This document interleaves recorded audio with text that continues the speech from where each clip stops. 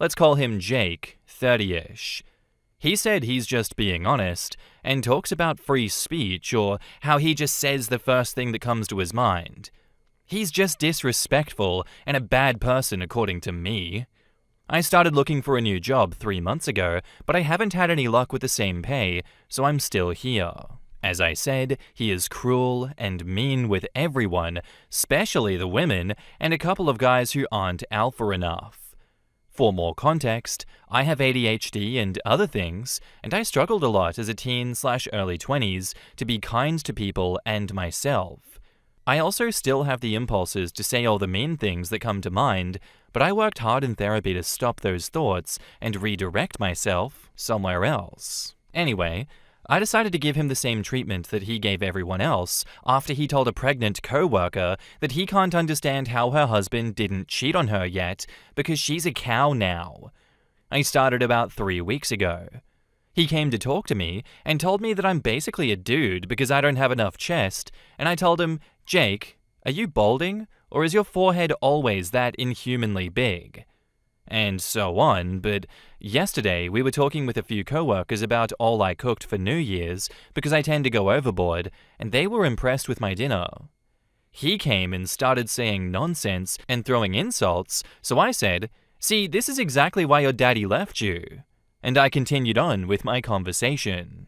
Well, he talked to HR, and I have an appointment to talk to them on Thursday. However, my coworkers said that they would support me, and they decided to file complaints against Jake now and document his behavior. Apparently they already did, but HR just gave him a slap on the wrist, and now they're angry because they want to talk to me so fast. I'm not particularly scared about the appointment, but I wonder if I went too far. Yes, he started it, but I don't tend to lower myself to bullies' levels. But I really didn't see any other way when HR never did anything about the complaints. I don't really want to apologize to him, but I will do it if I cross a line because, as I said, I work hard in therapy to be as decent of a human being as I can be. And maybe this wasn't the best way to handle all of this. So am I the asshole here? In the comments, not the asshole. If HR requires an apology, you can always word the apology properly. I'm sorry that I made fun of your large forehead. I see now that going bald is making you uncomfortable, and I will not mention it again. Also, I am genuinely sorry that your father left you. I am very sorry both your father and your hair left you. It seems to be a pattern, a male pattern. I'm so sorry. HR reacted because you are a woman. Call them out. Ask them to explain why you are getting this response when he's been walking around terrorizing everyone since he's started. Use the term hostile work environment, sexism, bullying, abuse, and personal grievance. Before you go in, speak to an employment lawyer because you do have rights, and if you can't get one before the meeting, then go in and say that you're recording this meeting for your lawyer to review. Not the asshole. Record the meeting on the phone for accurate documentation and to protect the interests of the company. If you're a single-party state, don't tell them until after it's over. This 100%. He's a bully that can't take his own crap. If HR is only defending him, make sure that they're too scared to do so. And if HR is buddies with the bully, let the CEO know about the constant bullying and HR's refusal to do anything about it. Not the asshole, and you sound awesome. ASAP, pull that pregnant woman aside and make sure she explains to HR that she was the victim of gender-based harassment. Hopefully, those are real buzzwords in your country and will get them to take shit seriously. Yeah, not the asshole OP. There's an obvious imbalance of power here, you might say. For some reason, Jake's allowed to create a hostile work environment for months with sexist comments, body shaming, bullying, and degrading a pregnant coworker, but the moment you do it, suddenly, HR needs to be involved. I love a cry bully. Classic cry bully tactics. And yeah, we all know the issue isn't what you said, it's the fact that HR's ignored repeated complaints. That's their fault, and obviously the rest of the workplace is behind you in this. What he said, commenting on your chest, is sexual harassment, full stop. Document everything, get your coworkers to back you, protect yourself, and don't tolerate this shit. I hope you win this fight. And now, on to the update. Well, I had my meeting with HR, and it went relatively okay. First of all, I went on detective mode, and I found out one of the guys in HR, Dylan, was related to Jake. Their mums are cousins, so they don't have the same last name or anything, but I found Jake's mum on Facebook, and then a picture with Jake's mum, Dylan, and his mum. I screenshotted it, and I talked to my supervisor, and he decided to come with me to the meeting. In the meeting, there was Dylan, his boss, Jake, my supervisor, and me. Dylan tried to lead the meeting and suggested immediate termination, but my supervisor told him that we will have our meeting with the other guy because I deserved a neutral meeting, and showed both of them the picture. Dylan's face dropped, but he didn't say anything else after that and just left the room. The other HR guy talked to me and my supervisor, and I gave him my story and gave him like 12 notes signed by my co-workers where they talked about their experiences with Jake. The HR guy called a couple of them, including my pregnant co-worker, to his office after dismissing me. And on Friday, I had another meeting, but it was only me and the HR guy. I talked about how uncomfortable I felt and how everyone tried to do the right thing by reporting him, but they never did anything. He said he understood, and sadly, Dylan was not impartial in his actions by covering for Jake, but that it was dealt with. He said I wasn't going to get written up or anything, and that I'm in the clear, but he asked me not to repeat this, and I told him I wasn't planning on doing it again, and he just told me to go to him if something else happens. Yesterday, I got to the office and everything was normal. But at noon, my supervisor came to me and my pregnant co-worker and told us that Jake and Dylan were let go, and that Dylan might have some legal trouble with the company, but he couldn't discuss that, and asked us not to say anything about it to anyone else, and that people would realize about Jake anyway. I also have a second interview in another company next week. I'm hopeful, but I'm also nervous because I had interviews before, but they didn't go anywhere. And that's all. It was more dramatic than I expected. I thought they'd fire me and keep Jake or something, but I feel like finding out Dylan was covering for Jake because their family relationship helped me tremendously. Thank you for the advice. It was really useful. In the comments, Helena Flowers says, I remember your first post, and I'm glad to see this update. I'm guessing that Dylan's employment in the HR department is how Jake has managed to get away with this stuff up until now, since clearly no one knew about the connection until you pointed it out. That syncs up with what you said in your first post about Jake only getting a slap on the wrist before. My additional guess, read Dylan, is that the legal troubles could very well have something to do with proof that he's covered up for Jake in the past, including perhaps some instances that could have opened the company up to a lawsuit for either something Jake said or wrongful termination of an employee who reported it. Good for you for doing a little digging and finding out what you did, then bringing it with you as proof and leverage. I'm glad Dylan and Jake had the day they deserved. It's also possible they didn't disclose their relationship, and that, on top of everything else, is putting Dylan especially in hot water. I'm positive they didn't disclose their relationship. Different last names, so unless there was crossover somehow, no one would have known if OP didn't go digging. Which is insanely stupid if you're going to keep covering for a family member who is a huge liability. But I'm sure they both thought that they were too clever to get caught. It's either that, or someone new and is covering their own asses by firing both of them, because that never should have happened in the first place. If the company didn't know about Dylan and Jake's relationship, and the company is this shook, I might decide to take legal action and wait for a settlement. I think you got them by the balls. The pregnant co-worker certainly does. Jake's comment from the original post about her husband not cheating on her crosses major boundaries. Always the possibility of it, but who knows if OP's actually going to do it. I don't think they will, but it would be really funny if they did. I'm glad that you backed up your claims with written statements, got your supervisor around and kept it professional, as you should have, but people don't always keep it professional in instances like this.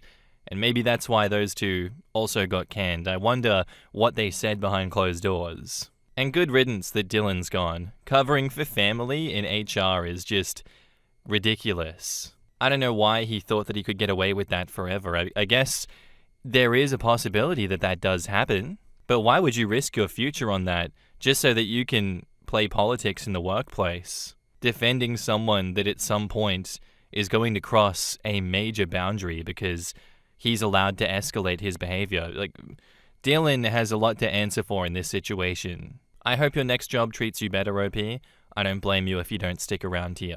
Thanks for the story and thanks for the update. Our next post is by user Stop Looking at My Colon, titled, Am I overreacting? Teacher said my daughter's report is immoral. So my 9-year-old daughter has an assignment every year where they embody a historical figure of significance. She looks forward to this every year, and she really gets into picking a figure out and learning about them. They're supposed to pick 3 people, and then the teacher chooses which one of the 3 that they can do. This year, my daughter chose Freddie Mercury, Prince, and Anne of Cleves. Today, the teacher messaged me saying that Freddie Mercury and Prince aren't acceptable because they weren't moral people. And Anne of Cleves isn't acceptable because she didn't make enough of an impact on the world. For reference, last year my daughter was Frida Kahlo, and the year before she was Josephine Baker.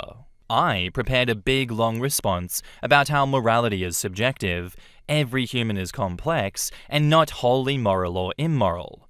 My family doesn't believe in judging other people's morality, and that choosing a moral person wasn't even a condition as part of the assignment. But then my husband came home and found me seething, and he thinks I'm overreacting, and that this isn't a fight worth fighting. So, am I overreacting?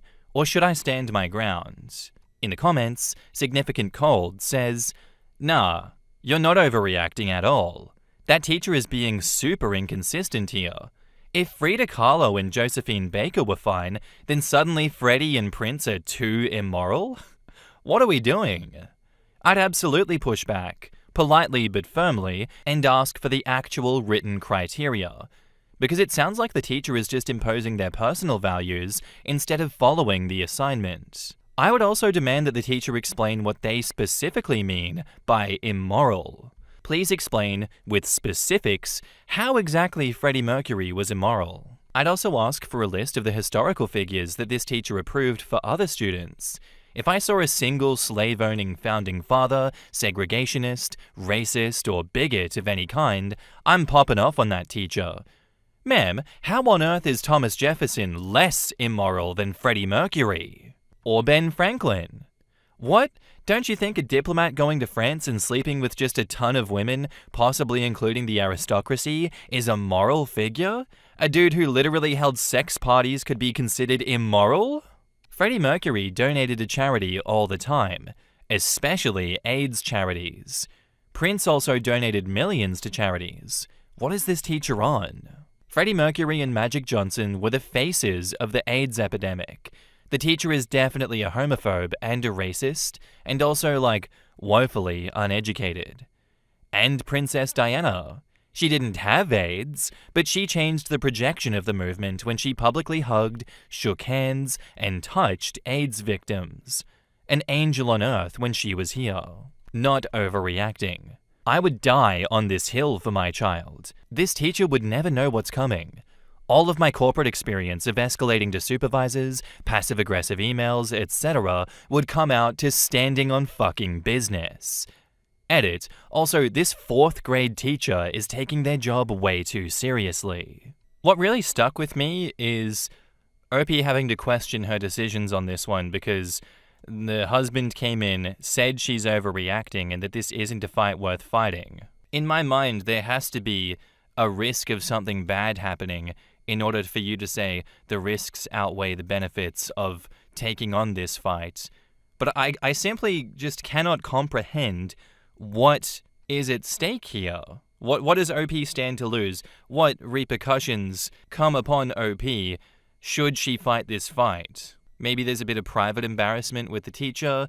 Maybe she loses morale or she loses the respect of the teacher. But really, I don't see the stakes in this situation. I don't know why you wouldn't fight this. Unless the husband is on board with what the teacher is doing and is like, you know what, Prince and Freddie Mercury were immoral people, and I agree with her, and that's why it's not worth fighting. But I'm going to give him the benefit of the doubt and say that's not where he's coming from.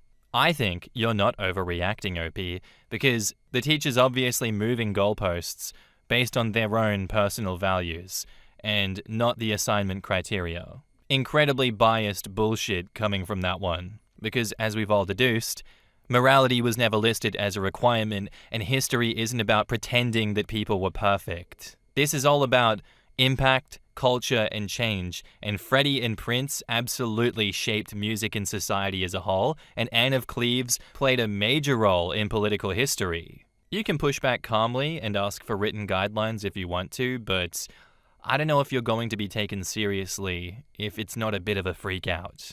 You usually do have to escalate and lay down the law with people like this, at least in my personal opinion. Plus, it just makes for a good story, so I want you to go full bore on these idiots. And now, on to the update. Info. It's a private school, but it's not religious. The teacher is brand new and just started after Thanksgiving. We live in northern Nevada. It's a school-wide assignment, so the teacher didn't make it up. Every class does it every year. It's like a tradition. They switched it up for the grades. Like kindergarten draws a picture of their person, while 8th grade does a several-page report. Update. I'm not sure why the post got locked, but thanks everyone for your support and input. There is a resolution, but it's pretty anticlimactic. I emailed the teacher back, and here's what I said. I'm sorry, but the assignment was a historical figure of significance. Morality is subjective, and if you think Anne of Cleves didn't make a big enough contribution to history, maybe hearing a report about her is just what you need. I'd like to ask you to reconsider and choose from the list blank provided. She thought about each figure long and hard, and she's very excited to share about them with her classmates. I also emailed the principal with my concerns. Here's that email. Hi, Mrs. Blank. Today, Mrs. Blank messaged me that she didn't approve of any of Blank's choices for Chautauqua for reasons that I feel are inappropriate. She said that Freddie Mercury and Prince were both not moral people. I find this problematic for several reasons. 1. It's not a teacher's responsibility to judge or encourage a student to judge a person's morality. I try hard to teach my children not to pass judgment onto people, so it bothers me that her teacher is encouraging her to do just that. 2. A person's vices aren't something that would be in a 3rd grader's assignment to begin with. She specifically told Blank that both of them are rock stars who used drugs and had loose morals, which is actually not even true.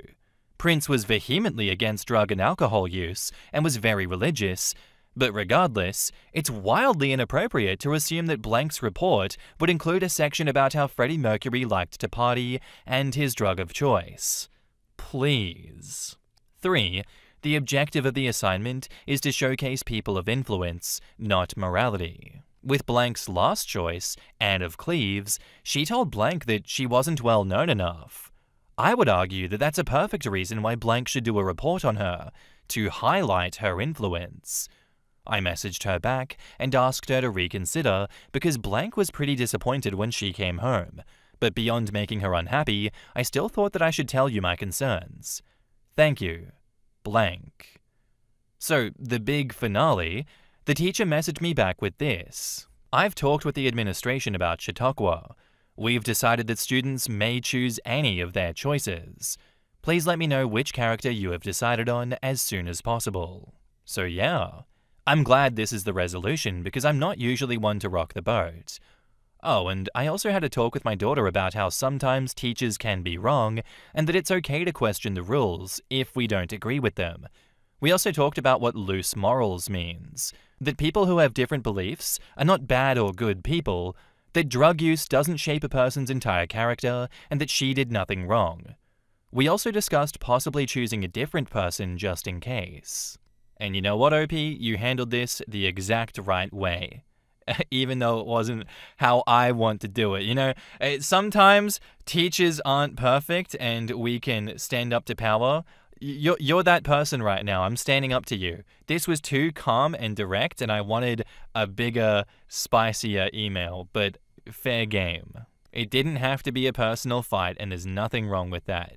It's true that the teacher did overstep by injecting their own moral judgments into this project, as it was supposed to be about historical impact and not a purity test. And, oh, go figure, suddenly Prince, a gay man, is lumped in with another gay man who had a reputation for partying and drugs, but Prince didn't have that reputation for drug use. But no. It seems as though because Prince gay, that means Prince bad. That is the implication here. And what a piece of shit she is for doing that. On a 4th grader's assignment, let's be real. This 4th grader is still learning about the world, and suddenly you bring these adult values that you don't think she should be exposed to, but you judge her for nonetheless, and say, how dare you choose this filth?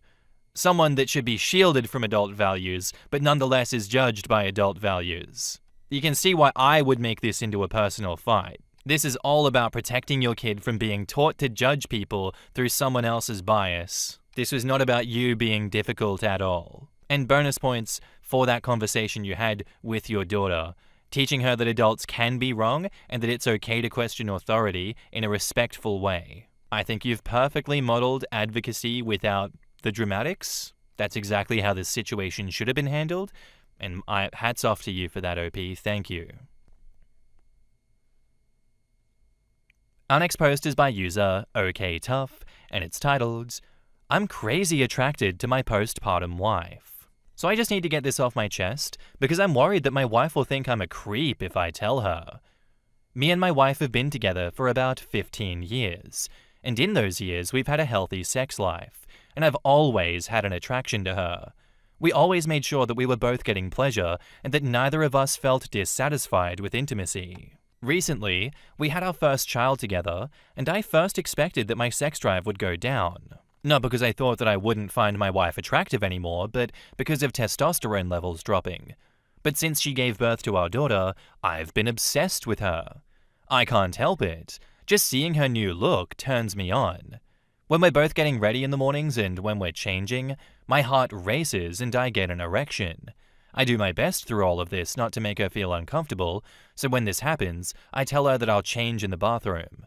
Sometimes when we're both in the living room, my attraction is so deep that I can't take my eyes off of her. I know that at this moment in time, my wife's main priority, and also mine, is our baby girl. And she's definitely not in the mood for sex. So I know that I'll have to wait quite a while until she gets her sex drive back. When I'm feeling too horny and I'm struggling to contain myself, I lock myself in our bedroom and I masturbate to the thought of my wife. I obviously keep this mostly to myself because she's healing, exhausted, and dealing with a million things, and I never want her to feel pressured or objectified.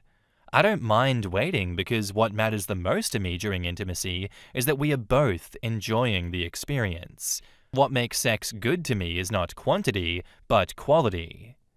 Anyway, I feel a little unhinged admitting this, but there it is. In the comments, 77 Sins says, "Take out that attraction to her in the form of affection. Love her so much that she knows how you feel. It doesn't need to be sexual to be loving and intimate. This, extra kisses, rubbing faces together, snuggling a bit tighter, all sorts of non-sexual ways to show more intimacy. Dude, rubbing faces together is hella underrated. Tell her. It helps a bit during postpartum to know that your partner is going feral about you. This, postpartum depression doesn't get talked about enough. It's like 90% hormone level drop or something when you give birth. And just because she might not be interested in sex, it's still a great feeling knowing your partner is attracted to you. Give her the loving affection. But you can flirt with her too and let her know that you think she's a fox. You're a wonderful man. I appreciate your wish to keep her feeling safe and not to have to worry about sex, but I think you should tell her. A lot of women struggle with their bodies after giving birth. I'd recommend letting her know that you are in no way trying to initiate sex, but you want to let her know how beautiful her body is and how much you love her. I was thinking the same. It could be a good self-confidence boost for her. Also, maybe the changing in the other room away from her can come off the wrong way, that he's avoiding her for some other reason. You know what? Very wholesome post, OP. I love it. I don't think you're being creepy at all. Maybe it feels a bit that way because of your approach to this situation. And yeah, the changing in the other room away from her, maybe that does give off the wrong message that you are avoiding her. Who knows? That's something that you can bring up with her, that you didn't want to be coming off too strong physically, and that you didn't want her to read it any other way besides that. But otherwise, you're being deeply attracted to her while also being incredibly respectful of her recovery and boundaries is commendable. Absolutely. I feel like you're approaching it the right way because you're not pressuring her. I think you're just prioritizing her comfort and handling your own needs privately so that you can meet her where she's at. We all know postpartum can wreck people's confidence. And I think, like the comments have said, gently telling her that you still find her insanely attractive while making it crystal clear that you expect nothing sexually could help be a huge emotional boost. Keeping it non-sexual while also being very affectionate, extra hugs, kisses, cuddles, rubbing your face together, whatnot. Maybe you could surprise each other and she is open to something a bit more sexual with all of this love and affection. And again, meeting her where she's at. But again, I think you're doing everything right. None of this is really unhinged. And I think if you're just open with her about this and telling her everything you're feeling, you'll both be better for it. And now, on to the update. So I'd figured that I'd post an update since my original post had a lot of responses telling me to give an update. A lot of you who responded to my original post said that I should tell my wife how I felt, and that's exactly what I did. A few days ago, I decided to let out all my feelings to her. So I sat her down in the living room and told her how I felt. As I was telling her all of this, I could see her face start to blush and this huge smile spread across it. I didn't even get to finish everything I wanted to say because she suddenly leaped towards me and wrapped me in a big hug. She also started to say how she finds me more attractive since I became a dad. She said she finds my dad bod cute. Ever since we had this conversation, something has changed between us. She's become more noticeably affectionate towards me. When I get home from work, she greets me by showering me with kisses, and it honestly makes my whole day every time. She's even hinted that she can't wait to get back into action after she's done healing. We're taking intimacy slow, respecting healing and boundaries, and focusing on being a team. The attraction isn't about snapping back or bouncing back, it's about who she is right now. Honestly, I think this phase of life made me fall in love with her all over again. Thanks to everyone who encouraged me to communicate instead of keeping it to myself. Hug your partners, people. In the comments, Icy Influence says, with all the doom and gloom that's usually posted here, this is the absolute palate cleanser that we needed today. You two are handling this exactly right. Keep being a team. This is why I pay my internet bill. I'm so happy for you both. Abundance and health to you and your beautiful family. Absolutely, OP. Glad to see a final happy ending. Definitely not doing that meme where I'm like, so happy for you. Great. I just hate that that's definitely not crossing my arms right now and scowling in your general direction. Man, that's so great that good things are happening to you. Or my favorite meme, I don't really care if something good happens to you. It should have happened to me instead. But look at that, guys. Clear-cut communication and honesty wins again. Who would have thought? Beautiful ending. No notes. Thank you for listening to the community that poured their heart out and said, just talk to your wife, OP. Here's to another 15 years. Good luck. Anyway, that's where I'm going to end today's episode, guys. I do hope you enjoyed. If you did, let me know what you thought of it in the comments down below, and I'll see you in the next one. Bye.